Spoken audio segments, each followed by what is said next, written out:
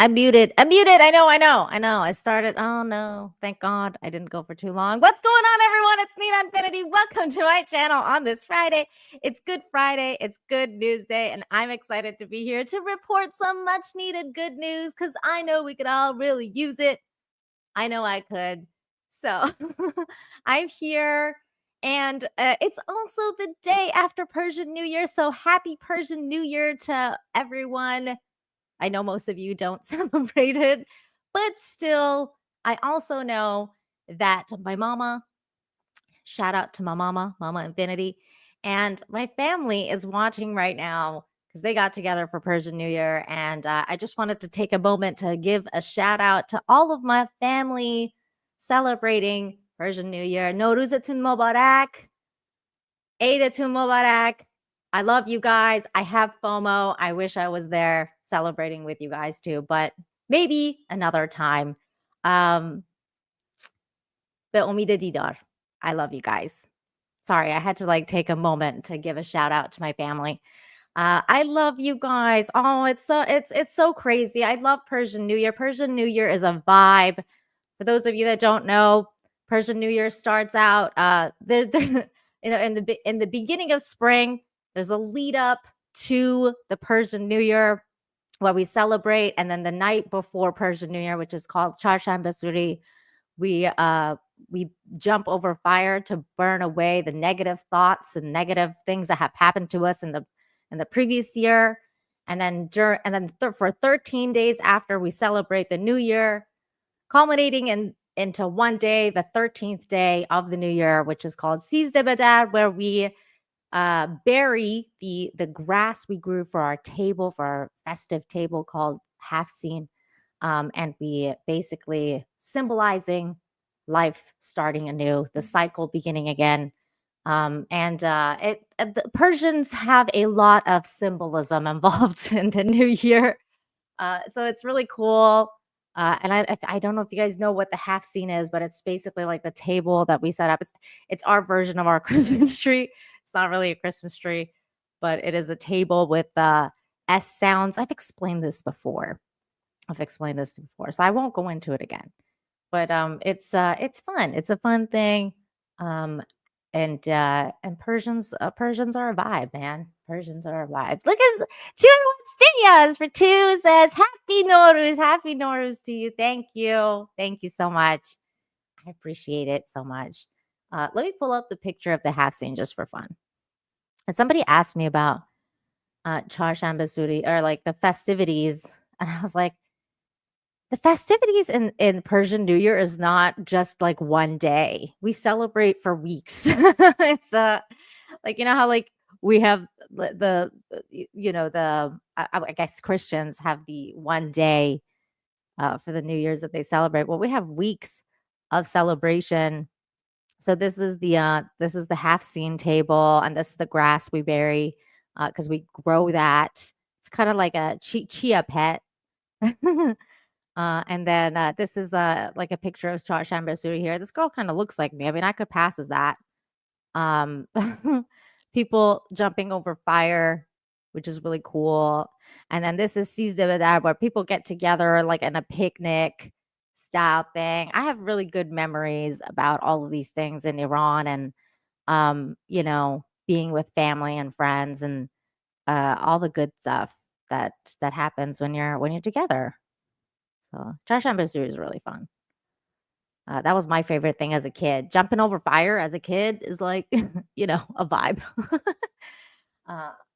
It's really dark in my studio, and it's getting really hot in Cancun now. It's getting hot, guys. It's getting hot. Sounds like Mardi Gras. It's not as fun in that sense of Mardi Gras. You know, you know. I bet the food is amazing. Yes, the food is definitely amazing. Probably the best part of Persian New Year is the food. Also, as of gifts, usually only the kids get gift, and the gift of choice for all the kids is cash. So we don't really do like presents. I remember when I was a kid, like, only the kids get presents, and the presents is usually cash, so you would go to, like, any house, and, like, all the adults would just whip out, like, a wad of cash and start just handing out cash to kids. It was fun, and, you're like, "Give me more cash."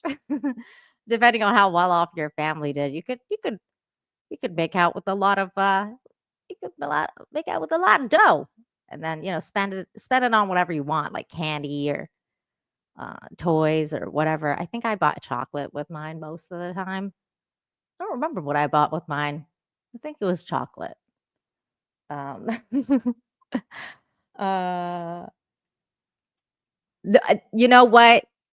That's after you don't you don't jump over the fire with the cash because you don't want the cash to fall in the fire. So, uh, uh, you don't want the cash to burn. Yeah, weeks of fun. Definitely weeks of fun. A lot of good times, good food, all of the good things. Um, do you have a Persian version of Christmas Nina? That's interesting. I don't really have a Persian version of Christmas Nina. Because we don't really have anything you know, there's traditional garb, obviously, for Persians, but it's dated. Like, I'm not gonna dress up like that. I'd be like, "Hey, guys." You'd be like, "Wait, what?" Uh, no. The short answer is no. Give me 1 second. I need more AC. I will burn, it's like as if I'm on fire right now. So let me go turn down my AC here. Hold on.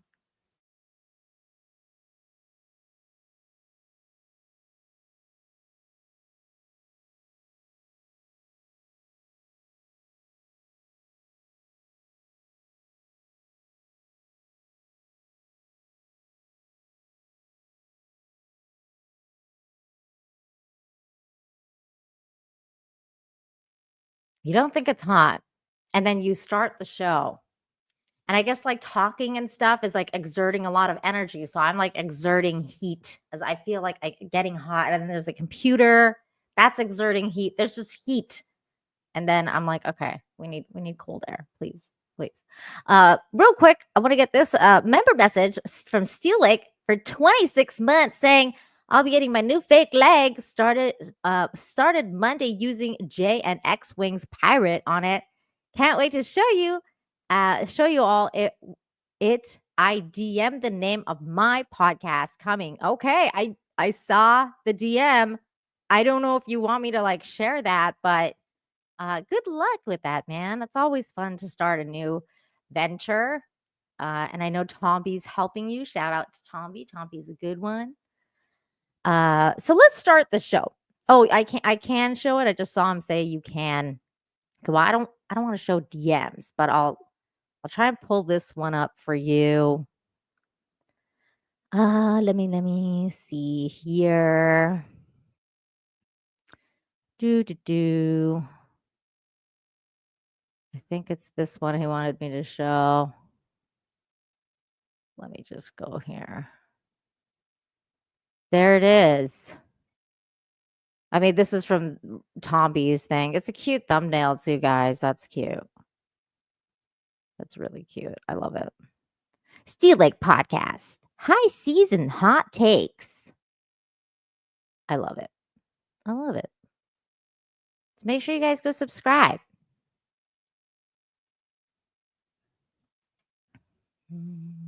Hang on 1 second.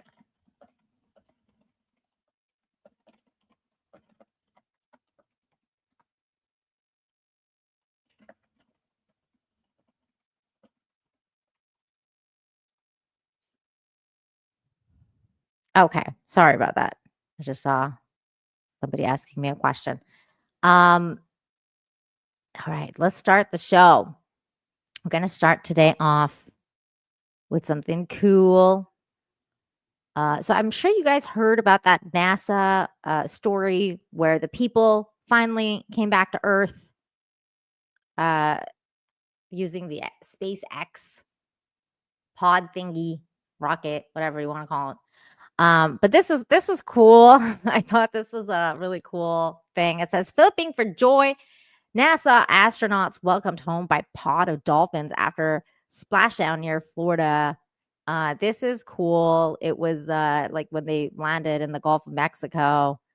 I guess this happened. Team members will egress from the Dragon spacecraft. Now, here on your screen, we can see dolphins, actually, who want to come and play with Dragon. Now, one of the fast boats there in place, working to assist the recovery team member. It's incredible. That's so cool because it's like they've been in space for like so long, and there's probably days when they're like, will we ever see Earth again? Will we ever touch land and water and whatever else? And then they land on Earth in the ocean, and then they're welcomed by the sea creatures of the earth. I mean, that's kind of cool, right? Like, it's so cute. Well, I just love these views. We really see them even better in daytime, but just seeing the recovery team work in tandem to step through each step, to step through each operation. Obviously they're getting quick assists from the honorary part of the recovery team, those dolphins in the water there. Now, the recovery team member that is crawling around the Dragon spacecraft. Earlier, we saw a view where it was like a spider monkey pose. We can see that individual now standing in the bucket where the main parachutes were stored while Dragon was on orbit. All I cared about was the dolphins. I was like, oh my God, there's dolphins everywhere. And it says that one of the at the onset of the operation opened the capsule, and that there appeared to be 2 dolphins, but more arrived soon. And the NASA live commentator repeatedly mentioned them to her listeners. Wow, we've got a cute little pod of dolphins, not just 1 or 2. So that's cute. Look at the dolphins. The dolphins were like, "What's going on, humans? What are you doing? What is this thing?" It's like a dolphin welcoming party. I love that. I love that. Best welcoming committee. Absolutely. Absolutely. What's up, Russell? How you doing? It says for $5, odd that Persia wouldn't have a version of Christmas, considering that the Persian god Mithra, born 1225, is likely why we celebrate Xmas on 1225. Hey, that's an interesting point, Russell. And welcome to the Good News Show. Thank you. Thank you. David Morris for 5 says, drink. I can't say these words, David. Because of the show. He's my least favorite character, David. He's so weird and too drunk. I want to say these things. But I can't, David. I can't. Russell says, bah humbug. Bah humbug to you. Maybe they were hungry. Oh my God. Russell.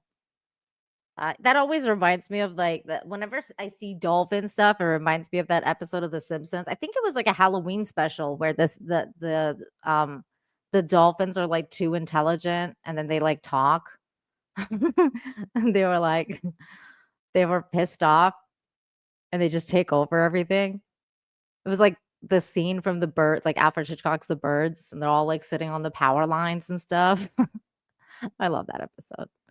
201 Studios for 5 says dolphins thought their space Uber had arrived. Thanks for the fish. Oh, can you imagine? Maybe they're building their own underneath the water, and they were like, "Oh, we have some extra parts we can take from the humans."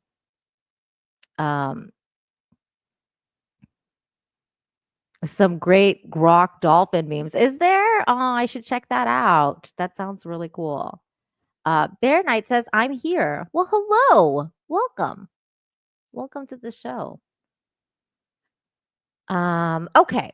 Let's get to some stories. Some good news stories. Let's start out with this one here. It's about a little boy. He's so cute, you guys. He's 3. Says, don't be afraid. 3-year-old overcomes fear to save great grandma's life. This is from Colorado. That's so sweet. Here we go.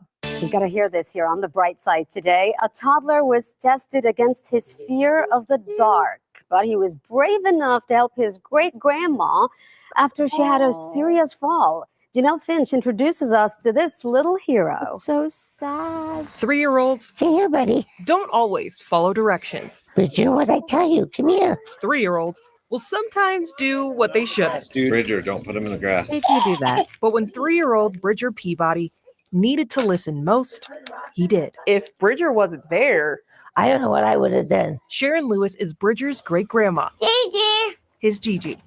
Grandma.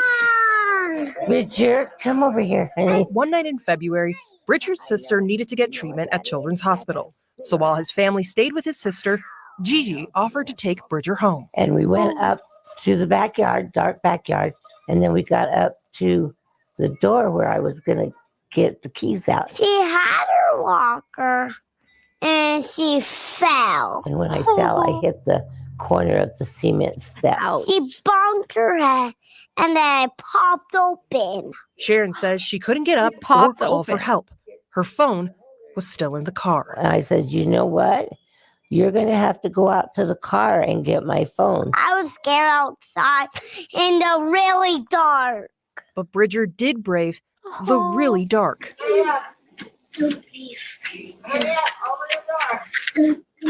Oh, he's going, don't be afraid. And he yells, I got it, Gigi. Sharon was able to call other family to get her an ambulance. But she's all better. Bridger wouldn't Yes, call she himself is, a 'cause of big you. kid. I know. But when I grow up like a big kid, I can help Gigi. You see him? When it comes to 3-year-olds, You're Gigi's hero. Bridger is in a league of his own. He's just a blessing. Did you see my stitches? What a smart little man. Yes. And you know, he's not going to be afraid of the dark anymore. He's like, I'm over it now. I'm brave. I could do it. Yeah. Not only is it impressive what he did, but do you hear how he speaks? He's like a little gentleman. He's At so much 3 years old, personality. his speech is amazing. He's really Yeah. cute. He's very cute. And it seems like he's definitely overcome his fear. Definitely a little brave kid. He you know, he took charge. Took charge like a little man. He's like, don't be afraid. Don't be afraid. I like how he's like talking to himself. And he's like, I did it. Oh, it's just so cute. I love him. He's so cute. Little man of the house. Little man of the house. It's adorable. He is definitely a blessing. What a cute little kid. Totally saved his grandma's life. Because if he wasn't there, you know, bad things would have happened. What's up, man? Hypnotic in the chat saying repent. And I told my mod to remind me later that to plug this show because I will be on Hypnotic's channel tomorrow night to repent. to repent and more, I guess, on Hypnocast. I believe it starts at 8 p.m. Eastern. Make sure you guys check me out. It's gonna be very different than this show. Very different vibe. We'll definitely be talking about probably naughty things, naughty gooner things, and things like that. Don't look that up if you're a child watching this. Oh shoot, I shouldn't have said that. Because now that they're definitely gonna look it up. I apologize to viewers ahead of time. It's okay. They all mostly need to repent, especially Russell Hall. So I hope he can make it to that chat so he can repent. I know he needs to.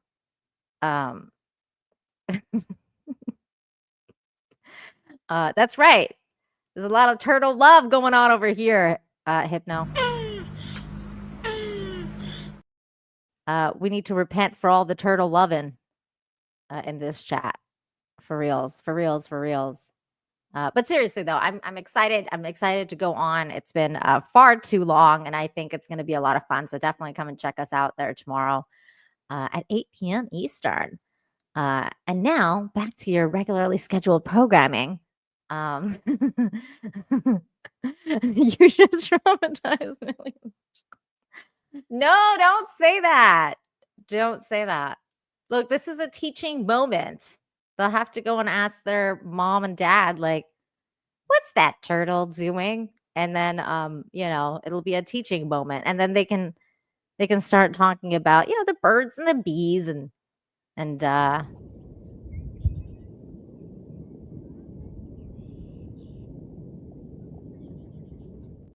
what leads up to all the good things about spring. It's springtime. It's a teaching moment. Okay. So, moving right along, we have another story, a very cool little story about a good human. So, that's this story here. Teen goes from homeless to community hero. That's kind of cool. We're going to watch that story right here. Welcome back. We have an incredible story out of New Haven tonight where a teenager went from homeless to community hero. Now the city is honoring him for giving back to the community. It's really sad that a teenager was ever homeless. I'm just gonna put that out there. I'm glad he's not homeless anymore. That gave him a second chance. NBC Connecticut's Jennifer Cuevas reports. We applaud you and thank you for your service. At the shelter that once helped his family, Keontre Floyd accepts an official Board of Alder citation for his toy contribution to the community. Aww. At first, I'm going to thank God for keeping me on the right track and keeping my eyes on the prize. The teen grew up in Virginia with his mom and siblings. He says he experienced homelessness for about 8 years before his move to Connecticut with his father a few years back. I moved up to Connecticut to get a better job and more opportunities. Floyd graduated from Eli Whitney Technical High School. Despite the uncertainty ahead, he says he always focused on his grades in hopes of a better future. I honestly didn't know where my good grades were going to take me, but I just knew, I have to do something. Those good grades landing him a job at Sikorsky and placing him in a position to give back. Last year, Floyd gifted $2,000 worth of Christmas gifts to kids at the homeless shelter New Reach. Yay! I felt like I did my younger self a favor to go give those kids Christmas gifts. Something my younger self would want it. So when I did that, I was doing it out of the act of closing a chapter in my life. As the city of New Haven celebrated Floyd's giving spirit, his parents beamed with pride and joy. I'm very thankful and I'm grateful for y'all celebrating my son on today. I made a prayer a long time ago that if I had, if I had one more chance in life, I could correct my wrongs. This is it right here. This is him. In New Haven, Jennifer Cuevas, NBC, Connecticut News. That's really sweet. We all go through hard things in life, and we can just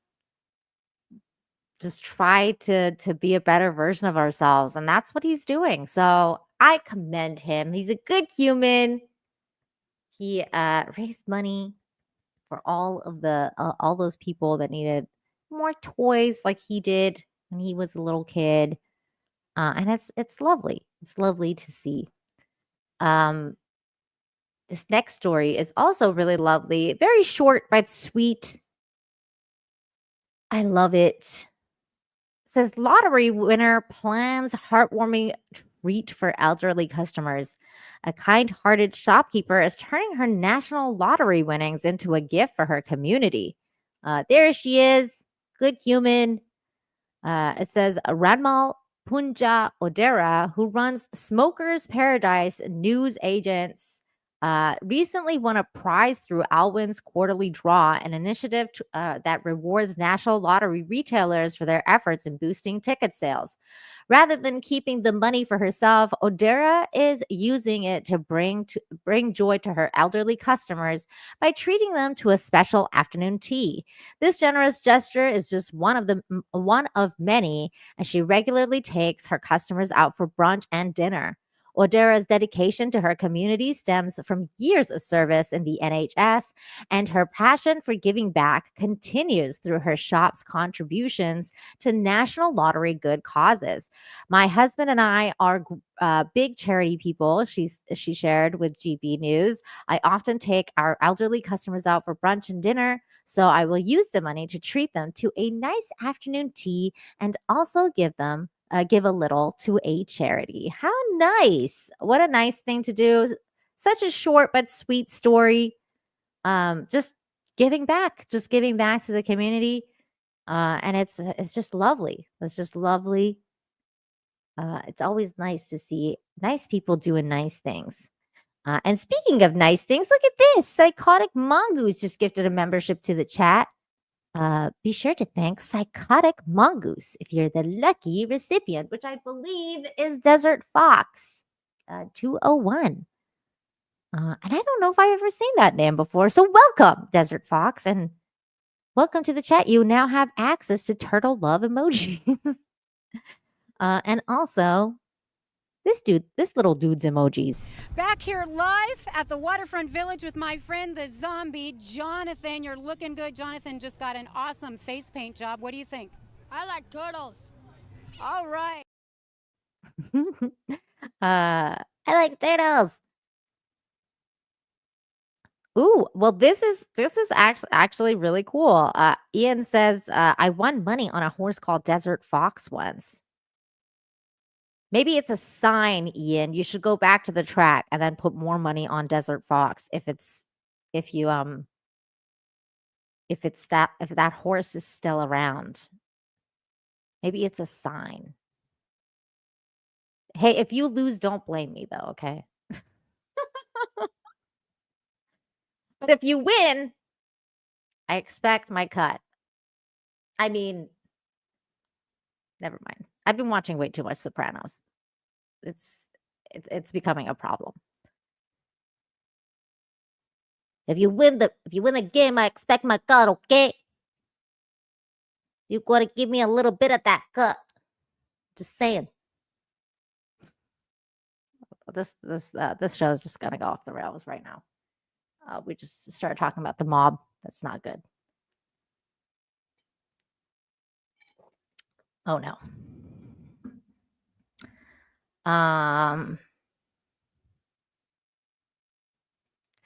Russell, I don't even want to read that super chat. Why are you sending that? Russell for $2 says Russell was somebody's nickname that was a very bad person in history. Why are you doing this to me, Russell? Thank you for the $2 though. Oh my god.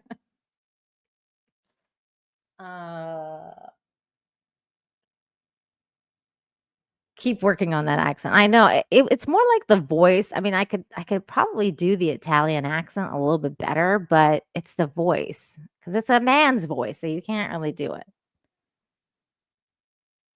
I really want some. No, I can't do it. I gotta practice. Nobody's doing that, Russell. Only you. Only you. Did the rails ever exist here, says Robert Lowry. You know what, Robert? You know what? I don't want to hear that from you, Robert. I don't want to hear that from you. Stop. Stop it. Get some help. What's up, Charlene? How you doing? Good to see you. Tomby's in the house. Tomby, who is helping. Hey, what's up, Uncle Martin? Please stop dead naming Rachel. You're right. I'm sorry. Tomby's in the chat. Tomby's the dude that's helping Steel Leg of History set up his new podcast. Be sure to subscribe to both Tomby and Stealing of History to check that out. Let's talk about more good humans, like this dude right here. I believe God made me go back. Delivery driver saves woman's life. Okay, this story is crazy. I love stories like this because I believe in God. And sometimes God does weird things and works in mysterious ways. And this story definitely checks out. A supermarket delivery driver has been hailed as a hero after trusting his instincts and saving a customer's life. Lindaro Pinto Dantes, who delivers for Asta in Poole, Dorset, sensed something was wrong when he arrived at a woman's home to drop off groceries. Though the customer, a woman in her 60s, wasn't answering the door, even though the lights on and TV were on. I knocked and called the contact number, but there was no reply, Dantes recalled. He was about to leave, but he had a strong feeling something wasn't right. I believe God made me go back, he said. Looking through the window, he spotted the woman unconscious on the floor. Without hesitation, he called emergency services.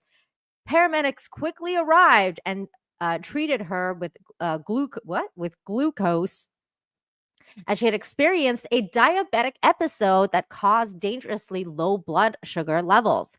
Dantes, who wasn't originally scheduled to work that day but had swapped shifts, believes fate played a role in him being there.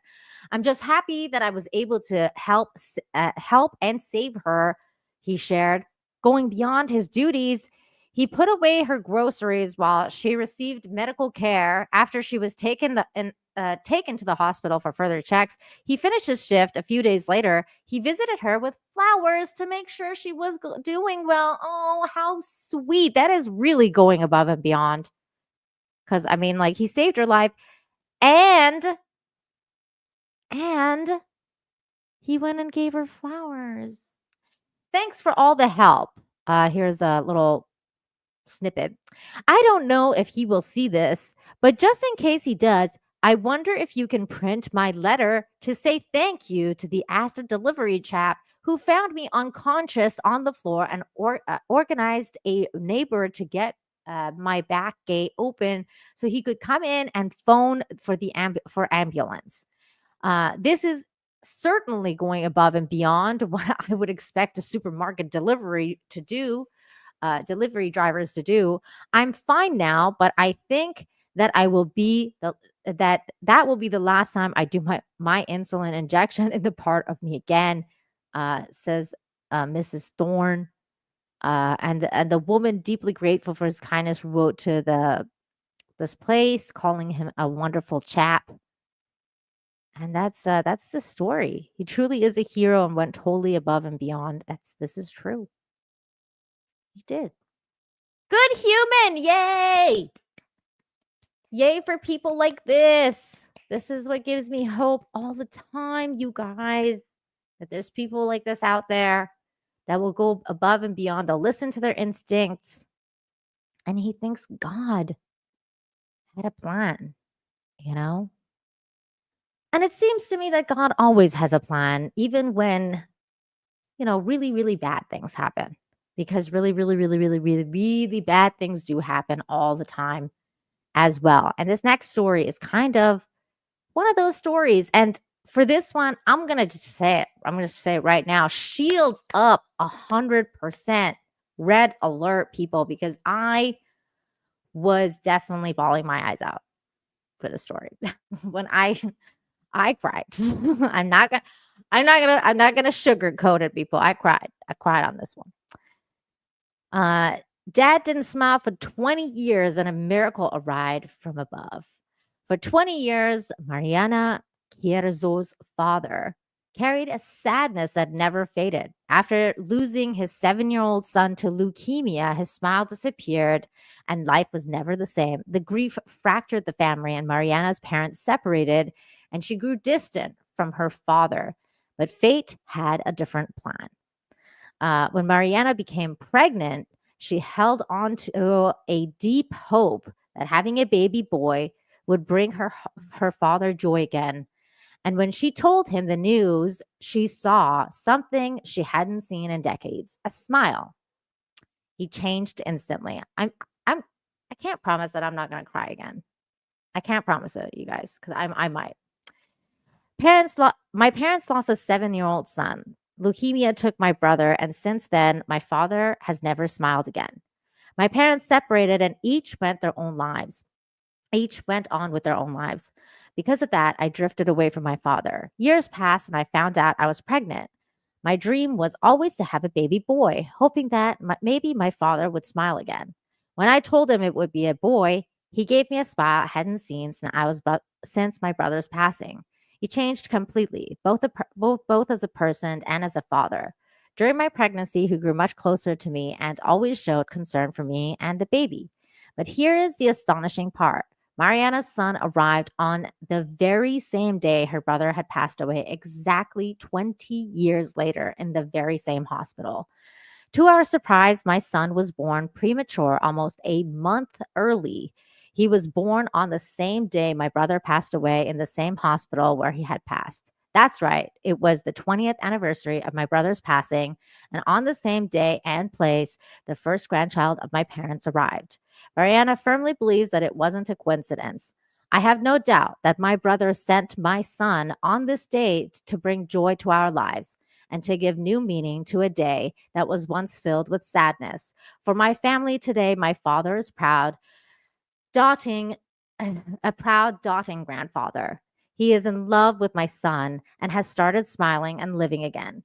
Today, nay, mother, I understand you pain, Dad, and I'm so sorry, truly sorry. But life gave us a gift. Who is in love with you? So enjoy this love and never stop smiling. I love you so much. And this is the thing. I'm gonna have to mute this because we will definitely get claimed. This is the thing shared of her father with the baby and how he's smiling again. All of the smiles and all of the wonderful little connections now. Look at the way he's looking at him. Oh, this is the sweetest thing, you guys. Oh my God. Look at that, Grandpa. Grandpa helping him walk. This is way too cute. This story just, I mean, like, this one got me in the feels, you guys. This one definitely got me in the fields. Little baby. Little baby.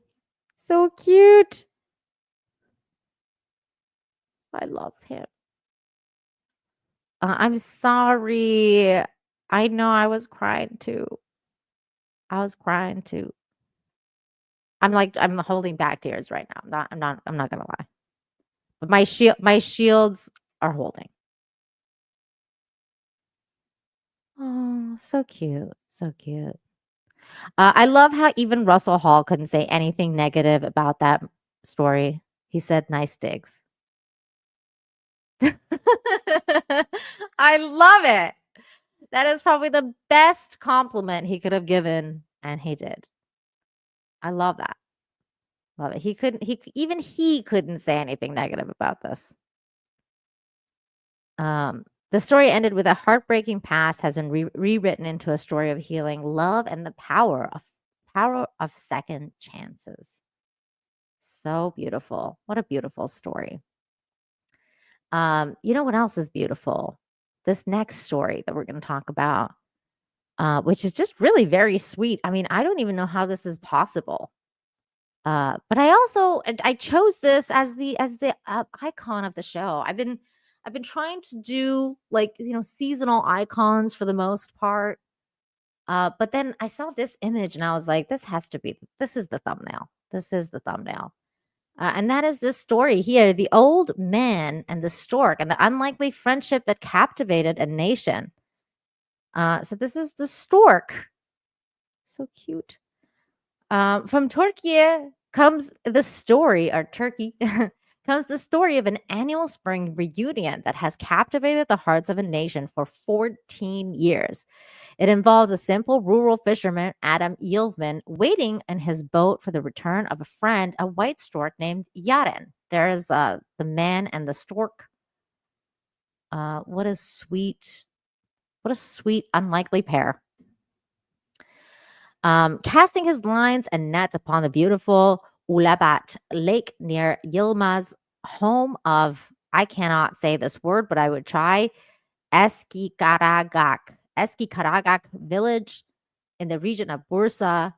He has waited patiently, eagerly for the white stork's arrival. Yaren's generally comes at the beginning of the month, and when it didn't show up, I feared something had happened to it.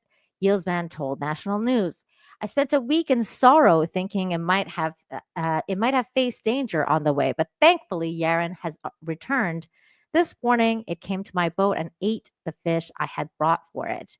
It is the 14th year that Yaren has come to the lake to perch on the prow of Yielsman's rowboat after making a 2,500-mile journey from the species' winter breeding grounds in the sub-Saharan Africa.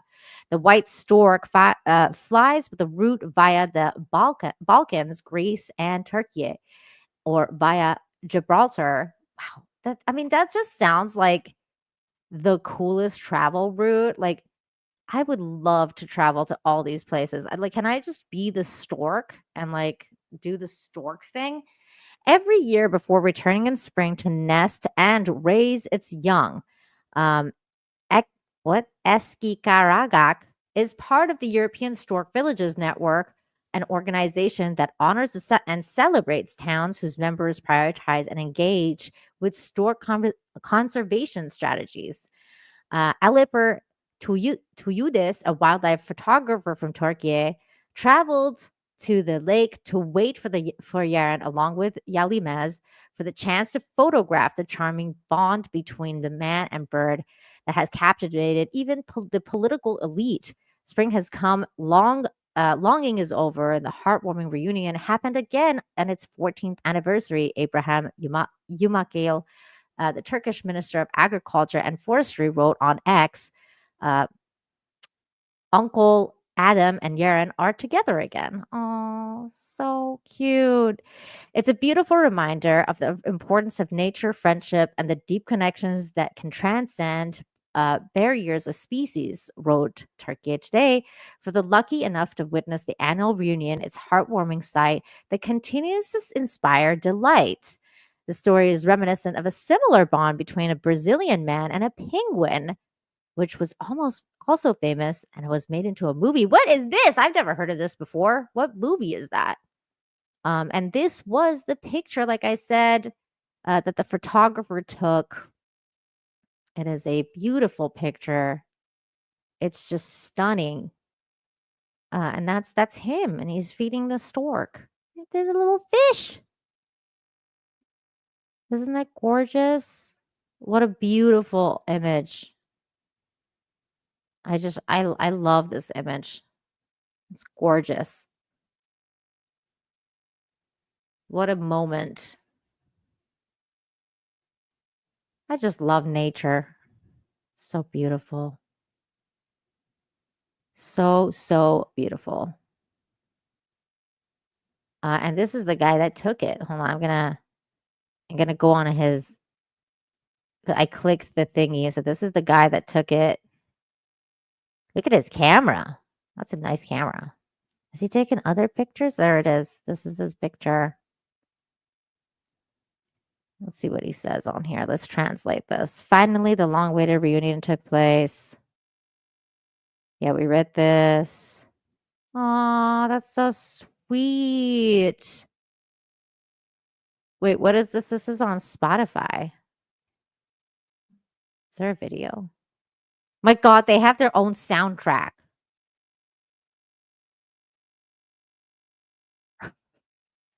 You guys, that's wild. They have their own playlist. Hold on, we need to go to this. I have to show you. This is so funny. God, I love Middle Eastern people. Look at this. They have their own playlist. This is the dude.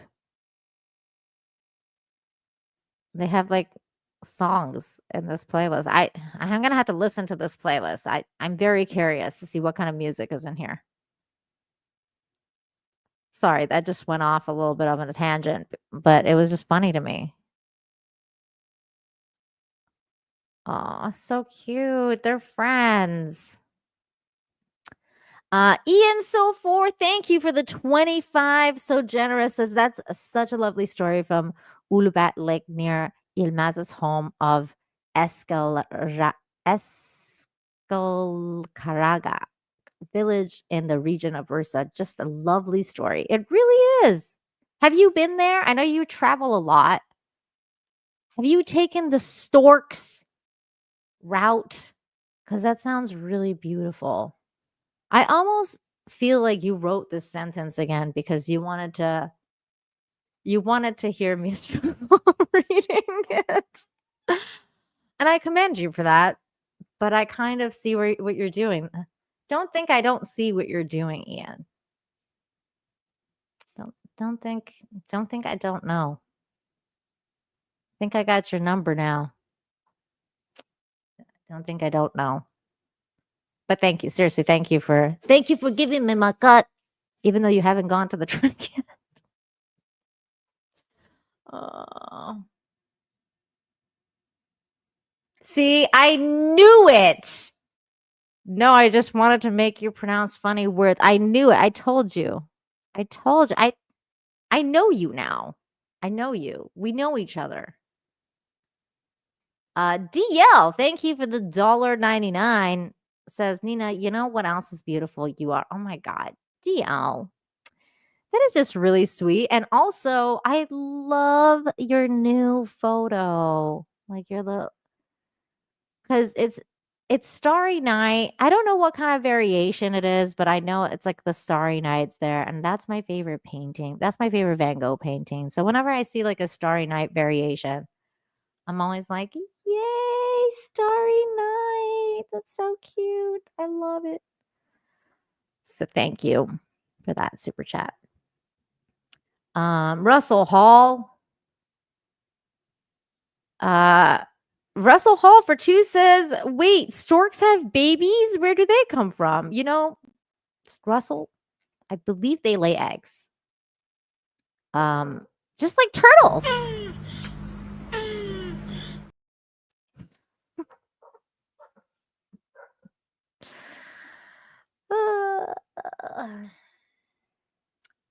Russell Hall for 2 says, taking the storks route means sacks in the, Russell, I don't know. You're going to have to go look it up or ask your mom. I have no idea. I don't know about stork mating. It's definitely a mystery to me. I know about turtles, but I don't know about storks. Stork mating stories are, I don't know. I'm sorry, I couldn't help you with this one. This is the other story that it's talking about the penguin story. I clicked it to see. I didn't know Jean Reno was the star of this movie. It's called My Penguin Friend. Now, I kind of want to watch it because, I mean, it's The Professional. I haven't seen a Jean Reno movie in, I mean, God, since probably The Professional. I've never heard of this movie before. My Penguin Friend tells the story of a man and his long-lasting friendship with a megalanic penguin.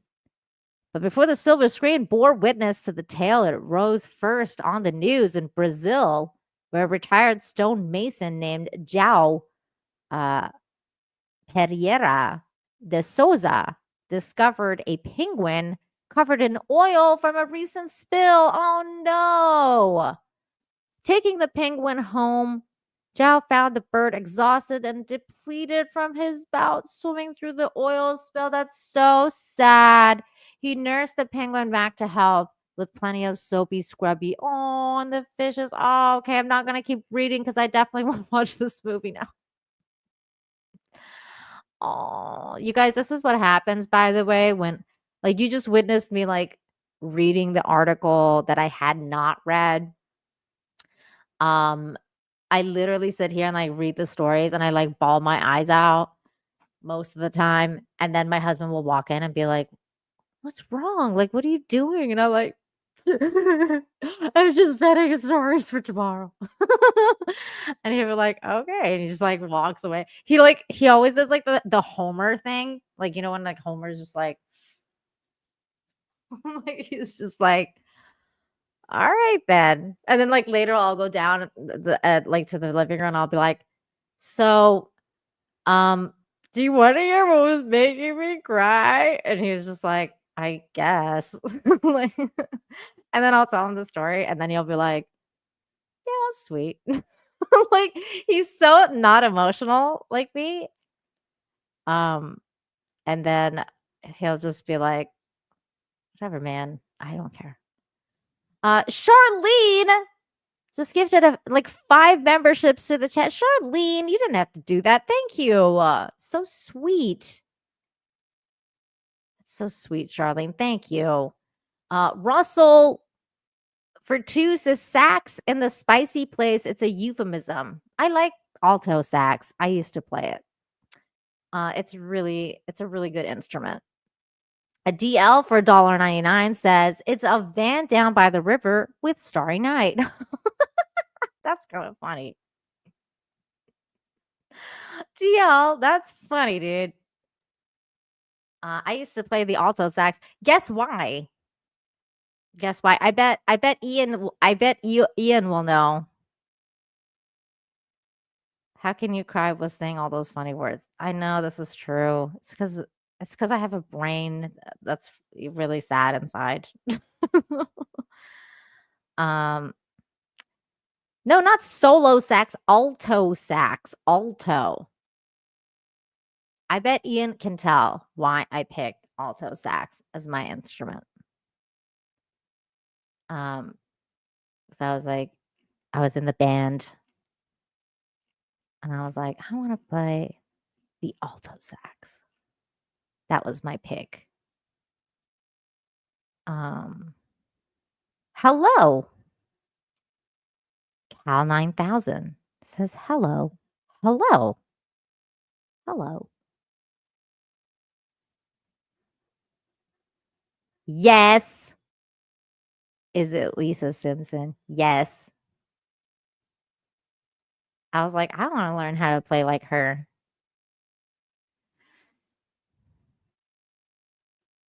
Wait, you played the saxophone at band camp? No, not at band camp. At just band in school. I never went to band camp. I wasn't that nerdy. Also, it wasn't the flute. It was the sax. That's right. It's because Lisa Simpson. I really wanted to learn how to do it.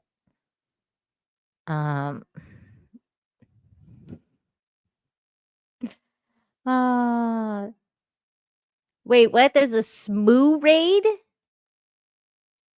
What's up, Smoo? Welcome. Thank you, Smoo the DJ, who's also having some type of fundraiser or something. Hold on, let me pull that up. I actually retweeted that. I was planning on talking about this. Hold on. Oh, here it is. I retweeted it. Here it is. Hold on. I'm sharing this just so people are aware. Smoo, the DJ, says, hello, one and all. Hey, all on March 29th, 2025 at 1900 UK time. Come on, Smoo. Military time, really? No one's going to understand that. I'm going to be doing a 12-hour fundraising stream to power up my streaming setup with a new gaming PC built by my good friend and co-host, the real Tomby. Look at this. Tomby's everywhere. He's helping Smoo. He's helping Steel Leg. I mean, Tomby is Tomby's a good human, man. Link to the stream and the fundraiser should be in the video description. So here it is. Make sure you guys go and check out Smoo and help him. 'Cause why not? Let's 7 p.m. says Cal 9000. Thank you for doing the math. Look at freaking Tomby, man. He's just, man, you're a good dude. Aw, brother from another mother right here. That's so sweet. I love you guys. I love this chat. You're welcome, Smoo. I really hope that you get everything that you want in life, including this streaming thing that you're doing.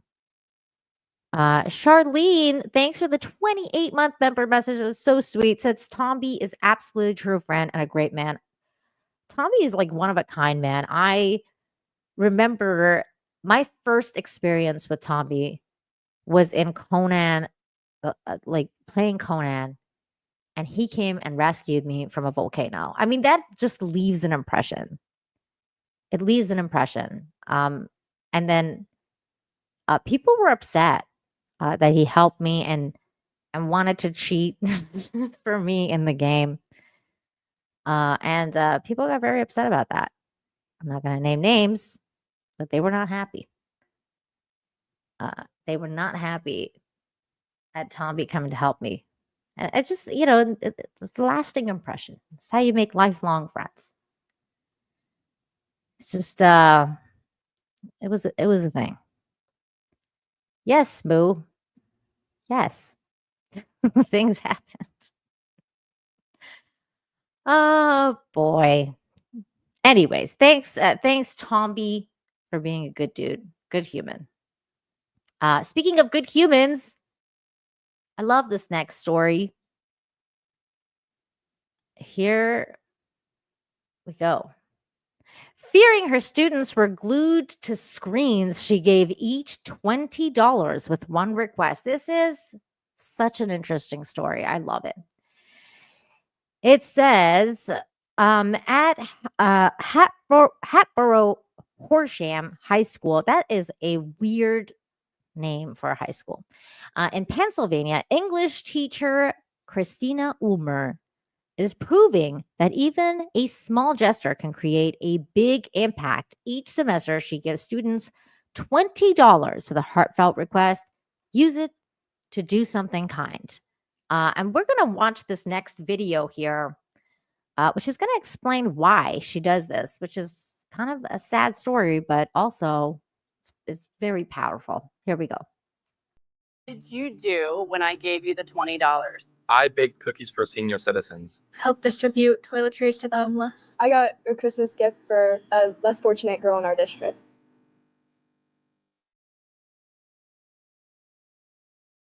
My sister Katie always wanted to do something to help people. From the time she was really little, she eventually settled on becoming an EMT, and she was applying to work on an ambulance right when she passed away. I got a phone call. It was around midnight. My parents called me. They told me she had been in a car accident. She had just waitressed that morning, so she had all of her tip money. And I pulled it out of her purse, and I thought, like, what am I going to do with this money? And I knew she would want to do something like good with it. So in memory of my sister, every semester I give my students $20 to do an act of kindness.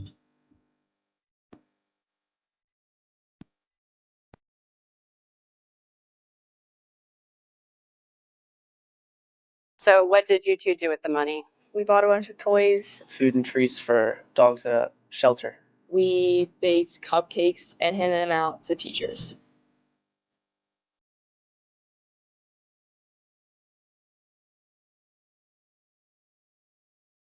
Everything that comes out of those kids' mouths as they're sharing what they did and what they learned, it's my sister speaking. She's been gone 10 years now, but her spirit has lived through all the things that people are doing in her honor. Oh, that's so beautiful. I love that. And then just to add on to this, this is also, I mean, I think this is from this year because it's been going on for a long time. I know we're not going to watch this whole thing, but this is just to show you guys that some of the kids that are doing it now, So then the challenge began in 2018, inspired by personal tragedy when she lost her sister Katie in a car accident. The police officer, like we just heard about this from her own mouth, so I'm not going to repeat it. But so that's what they're doing it for. And then it says the ripple effect of kindness. The challenge quickly gained momentum, and students embraced the opportunity, using their $20 to help the homeless, support animal shelters, and even surprises veterans with gifts.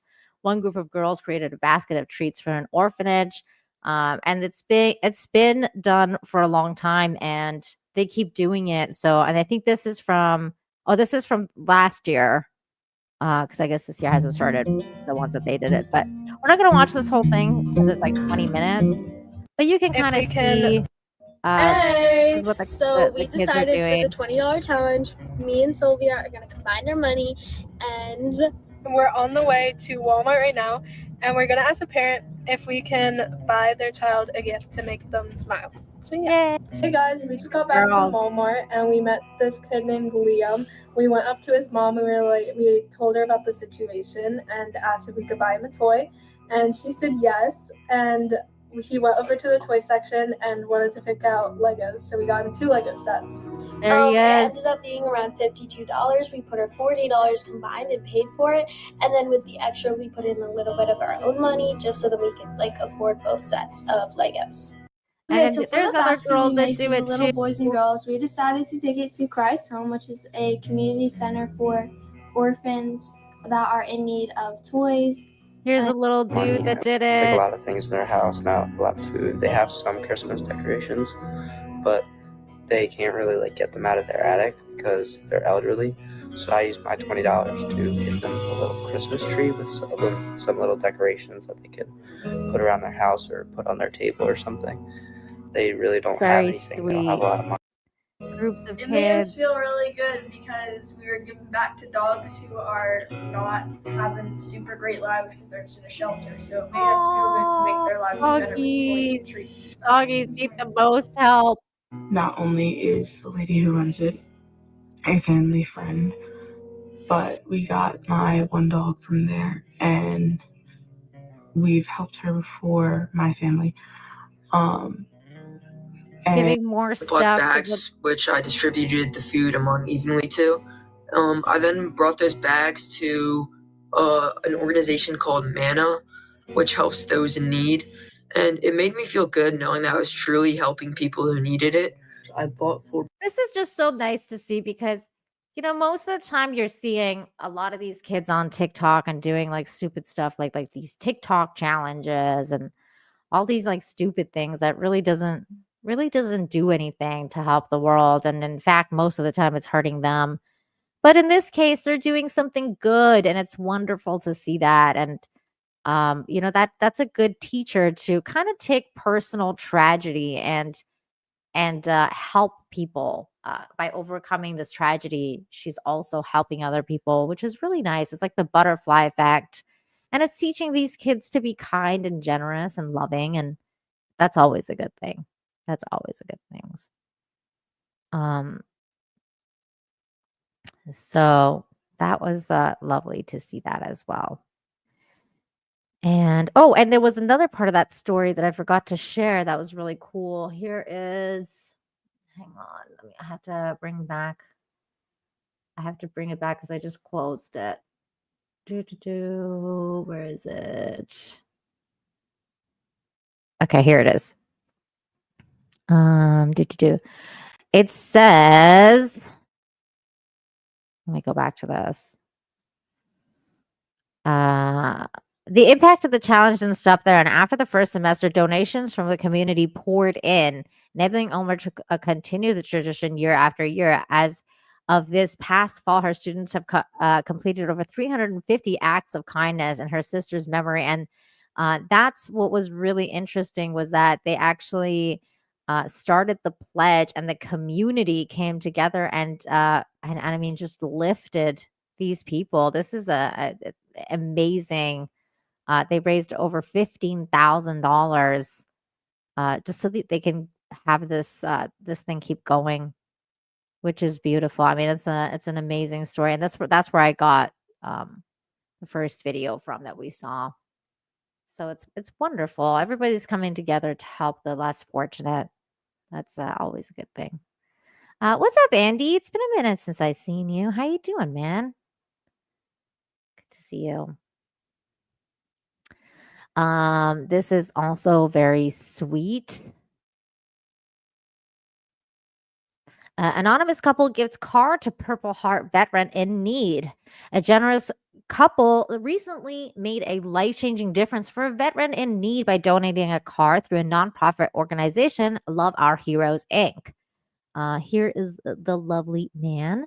It says, after reaching out to the group to see if they accepted vehicle donations, the couple who wished to remain anonymous offered their 2010 Cadillac to help a deserving veteran. Love Our Heroes, Inc. found the perfect recipient, Brian Stewart, commander of the Lottie American Legion Post 523. Stewart, 53, from Seville, served 6 years as a combat Marine before continuing his service in the U.S. Army for another 22 years.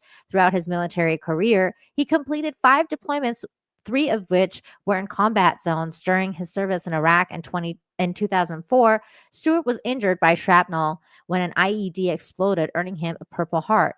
Known for his generosity, Stewart regularly supports both veterans and civilians in need. His Legion Post helps fund a local restaurant that provides free meals and has even purchased a car and washing machine for struggling community members. The couple's donation of the pristine Cadillac left Stewart deeply moved, and as he prepared to drive the vehicle home, he was overwhelmed with gratitude, barely able to find words. The Mansfield Journal described him as almost speechless. The heartwarming donation serves as a reminder of the power of kindness and the impact a single act of generosity can have on someone who has given so much. The mission of Love Our Heroes, Inc. is to support heroes in times of need and offering assistance in rent, food, utilities, household items, gas cards, and medical equipment. The nonprofit also helps homeless veterans transition into apartments. That's a really good organization. I'm going to drop this link in the chat. So if you guys are interested in donating or whatever to the vets and you want to help out, you might want to check this one out. Why not? Go for it. I'm going to put it in the Rumble chat as well. That's loveourheroes.org. So there you go. It's always nice to see. What was Stewart's first name? Let me double check that for you. Let's see. Brian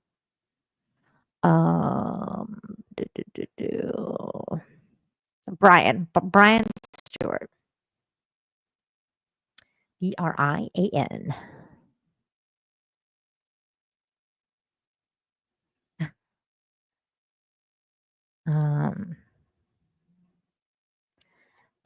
Yes, and thank you for yours, Tomby, because I know you were also a military man. So thank you for your service. Very cool story. I love it. We're coming up to near the end of the show. We have 2 more stories to check out.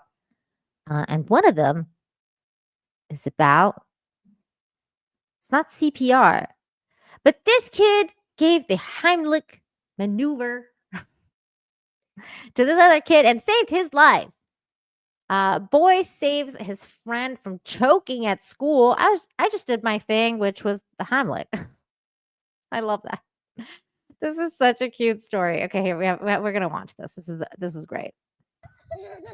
The playground, where many good childhood friendships began. We became friends when we first met. For Raleigh Oak Charter Academy students, Jason Branch and Danye Moore, their bond grew even stronger during recess on the basketball court. So last week, we were playing basketball, and he ate a granola bar, and then we started playing longer until he started choking. The unbelievable moment captured on school surveillance video. You can see Danye in the dark-colored shirt begin to bend over, struggling to breathe. Jason in white noticed immediately and came to his rescue, squeezing his abdomen to expel the food. And he was trying to say hold on, but he couldn't because he was choking. I didn't know he was actually choking, so I just did my thing, which was a Heimlich. The I 9-year-old just did did my do his thing, which thing. was the He Heimlich. performed a life-saving technique without hesitation. I learned it from YouTube. The observant, I quick learned learner it. became an instant hero. Oh my God, he's too cute. I learned it from YouTube. I just did my thing, which was the Heimlich. I learned it from YouTube. He's right. He's watching the right YouTube shows. In the eyes of his friend. Can you tell me how were you feeling when all of that was going on? I felt surprised. Jayceon's dad tells me Aw. he panicked when he initially saw a missed call from the school. I've had to be called to the school before for him, but I was hoping this time it wasn't. I was like, oh my God, like Oh my God, this dad's hilarious. He's like, I've been called to the school before about him, and I was really hoping that it's like, oh my God, like what do you do now? Like this is what. Oh, it's so funny. Look at his face. He's just like, oh no. You know that's the thing that you always like dread as a parent, like getting that call from school, like you need to come pick up your son. He's in trouble again. It's like, oh God, what did I do this time? don't let this be this and Here we go again. yeah. So I got the voicemail and he told me it was all good news and I was like, cool. A sigh of relief, and now the parents coming together, watching the video Look back at for the look at her face. She's just like, we have to rewind this. She's like, no way! Like my son saved us his life. A sigh of relief, and now the parents coming together, watching the video back for the first time, still in disbelief. It was surprising. So I'm just thankful that, his Aw. friend was able to demonstrate that on him. And while Danye Well, that's is a this kid's 7-year-old mom. with very That's brief funny. words, How did it feel to have a friend come and help you? he lights up playing with his I love that kid. Man of a few words. How did it feel for your friend to come and help you and save your life? Good. Like I'm alive now because of him. Thanks. Like what else am I supposed to say? Bad? What kind of question is that? How did it feel? I love that. Like a man of a few words, just straight and to the point. He lights up playing with his buddy once again. The beginning of a beautiful friendship that'll last a lifetime. Oh, I love that. These kids were hilarious. I really love that story just because they were so funny. How did it feel to be saved? Good. Oh. In hindsight, the Heimlich maneuver is not so secret, huh? No. Why would it be a secret? Mars Monkey Max says, I served with a Sergeant Stewart. Oh, you were trying to see if it was like the same Sergeant Stewart. I see. Gotcha. If it was the same guy, that would be small world, man.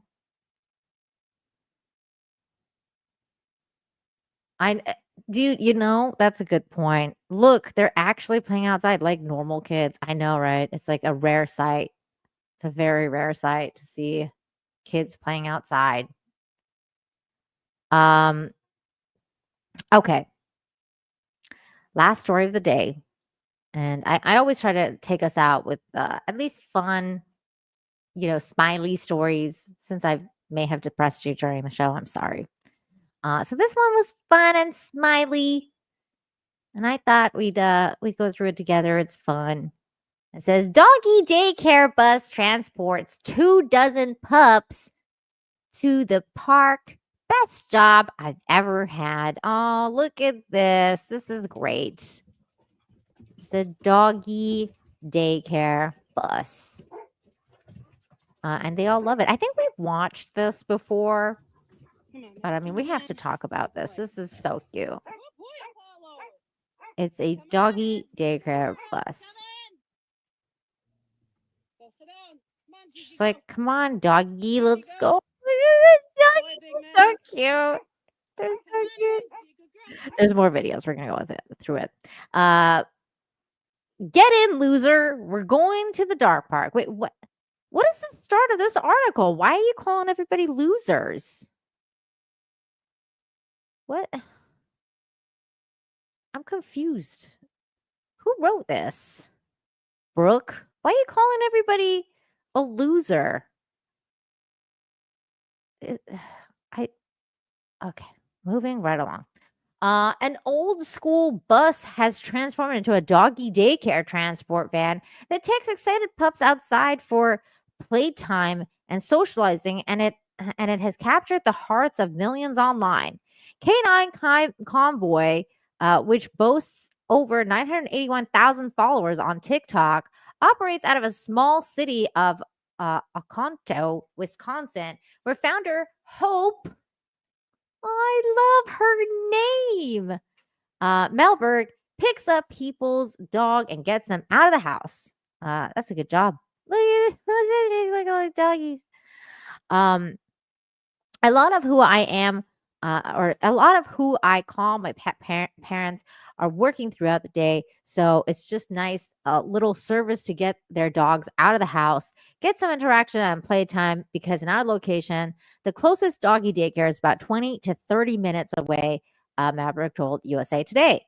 She posts clips of the jam-packed canine mobile on social media, highlighting birthdays and daily snacks routines as viewers fawn over the pups' personalities, or on occasion their accessories. Their birthday dog often wears a festive hat, and the paw rent, oh, that's so cute, and their paw rent sends treats on the bus to celebrate, which one viewer said reminded them of an elementary school. It's like a doggy elementary school. It really is. That is so cute.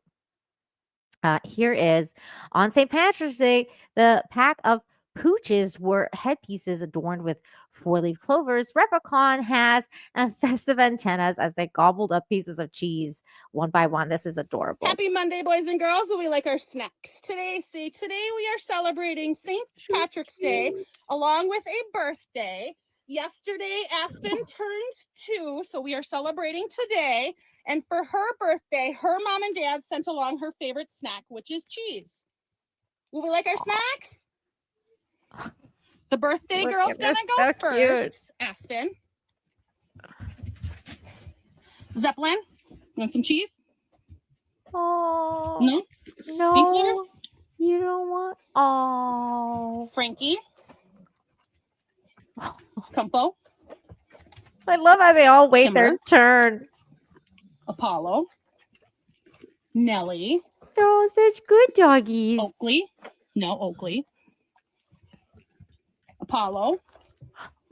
Rusty. I'm dying. This is too cute. Hazel. Oh Remy. my god. I Charlie. love the little bows. Walker. The birthday girl, Aspen again. Yay. Izzy. Molly. Oh. Miss Lucy-Lou has to have beef liver. Eddie. Kevin. Oh, Macaroni lost his headpiece today. Oh, little macaroni. He's so Benny. tiny. Colt. Lambo. Lambo. What a cutie. Kevin. And we have Ziggy right here. You want a piece of cheese? Ziggy's the shy one.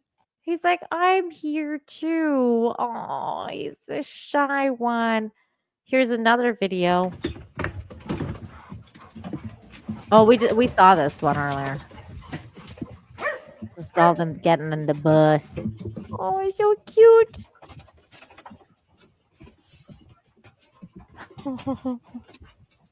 Kevin, no balls. God, Thank they're you. too adorable. Come on. Go sit down. Daisy, go sit down. Good girl, Hazel. Come on, Char. Aww. Izzy. Oakley, enough. Izzy, come on, girlfriend. Come on, let's go. Come on, let's go. Come on, doggy, get on the bus. Come on. Come on. Come on. Izzy, Like, come on. I don't know if I want to get Izzy, on. come. Come on. Izzy, come. You got to make it All right, interesting. well, for Izzy's me to not come going to on. get on until I hook everyone in. So we're going to hook everyone in, and then we'll go back and get Miss Izzy. You coming in now? Thank you. He's like, all right, I guess I'll come. Oh, that's so funny. The cuteness overload was enough to make viewers reconsider their line of work. This is true. This is my dream job, one fan wrote in the comments. This video makes me rethink all of my life and career choices, agreed another. Even Melberg calls it the best job she's ever had. I get to spend the day with dogs, she said. I can't complain about that. Some days are a little faster than others, but overall, it is most the best job I've ever had, and I think I will ever have. I think that is really sweet. Look at all the doggies. The idea of the canine convoy was born out of Malberg's desire to get her own dogs out of the house. And Malberg, a former federal employee, worked early morning shifts and would return home by noon to take her dogs and her in-laws' dogs outside. At the time, she had two dogs, Dodge, and a yellow lab who turns 11 next month, and her late rescue Teddy, who was recently put down. Oh, that's sad. She'd pile the 4 pups into her car and take them to another location for some time outside as a stress reliever. When her neighbors requested that their German Shepherd join Malberg's daily walk, she realized that she'd need a larger vehicle and purchase a utility van, removing the seats to fit her furry passengers. Then word got around, and more people asked if their precious pets could join in, evolving Malberg's humble afternoon activity into a full-blown pet walking service, eventually quitting her full-time job to develop her new business. That is when I got the bus, she explains. It's kind of just been a wild ride. I'm overwhelmed with all of the support. She begins at 8 a.m. every day by loading up her own dogs before stopping at houses around town to pick up the fur babies of her customers before going to the local 3-acre park, a fenced outdoor area owned by Malberg's family. It's insane, she said. I never would have thought that it would become anything like this, but here we are. That's how life goes, man. Since launching Canine Convoy, she's grown her canine clientele about 22 to 26 pups of all ages, sizes, and breeds, and of course, personalities. The biggest things to me is I'd let the dogs be dogs, she said. If there was a mud puddle out there, I'd let them roll. At the end of the day, if they are dirty or I have to bait them, then I did my job. Oh, that is so great. You know what's the best part? Is that she was a federal employee. And now she's doing this instead. I feel like this is a bigger service than any government job could ever be. I'm not the biggest fan of the government. So I feel like that was definitely a trade up. A trade up for sure. Maybe you don't get as many benefits, but the benefits are having peace and hanging out with dogs. What's up, Abe? How you doing? It's been a minute since I've seen you. Good to see you. And that is it for the stories. So I hope you enjoyed them. And again, I'll be on Hypnocast tomorrow on Hypnotics channel at 8 p.m. Eastern. And that's it. That's the show. So thank you, everyone, for joining me for another amazing show. Happy Persian New Year. Thank you, everybody, for joining. Special thanks to those of you who super chatted, became a member, gifted membership, all the good stuff. Thank you for supporting the channel the way that you do. You guys are awesome. And I will be back next week for more Infinite Hope next Friday. And I'll be doing the show on Wednesday. I believe this Wednesday as well. We're going to be hanging out with John because it's the last day of the month, or last Wednesday of the month. So I'll be doing Infinite Talk this Wednesday with John. And yeah, it should be fun. Should be a fun time. Come hang out. Yeah, so I will see you guys next time, everybody. Take care. Bye. Where's my outro? Where's my outro? Bye.